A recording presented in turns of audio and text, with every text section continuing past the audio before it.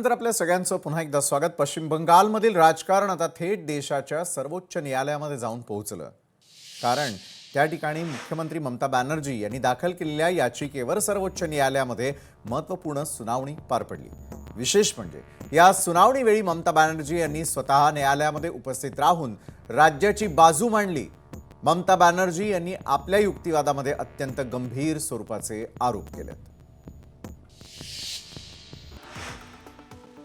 ममता बॅनर्जींचे आरोप, पश्चिम बंगालला टार्गेट केलं जात आहे। मतदार याद्यांच्या फेरतपासणीला अनेक वर्ष लागतात।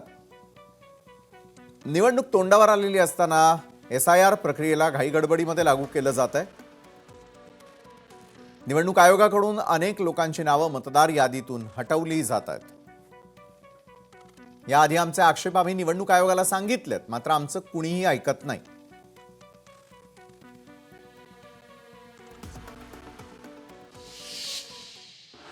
ममता बॅनर्जी यांच्या या आक्रमक भूमिकेनंतर सर्वोच्च न्यायालयानं या प्रकरणाची दखल घेत थेट निवडणूक आयोगाला नोटीस बजावली आहे। या संपूर्ण प्रक्रियेवर आयोगानं आपलं स्पष्टीकरण द्यावं असे आदेश न्यायालयानं दिले आहेत। निवडणूक आयोग आता येत्या सोमवारी आपलं उत्तर सर्वोच्च न्यायालयामध्ये सादर करणार आहे। लोकसभा निवडणुकांच्या तोंडावर मतदार याद्यांमधील फेरबदलाचा हा मुद्दा अत्यंत संवेदनशील बनलाय। आता सोमवारी होणाऱ्या पुढील सुनावणीमध्ये निवडणूक आयोग नेमकी काय भूमिका मांडतं आणि न्यायालय यावर काय निकाल देतं याकडे संपूर्ण देशाचं लक्ष लागून आहे। ममता बॅनर्जींच्या या कायदेशीर लढाईमुळे केंद्र सरकार आणि राज्य सरकारमधील संघर्ष आता नव्या वळणावरती जाऊन पोहोचलाय।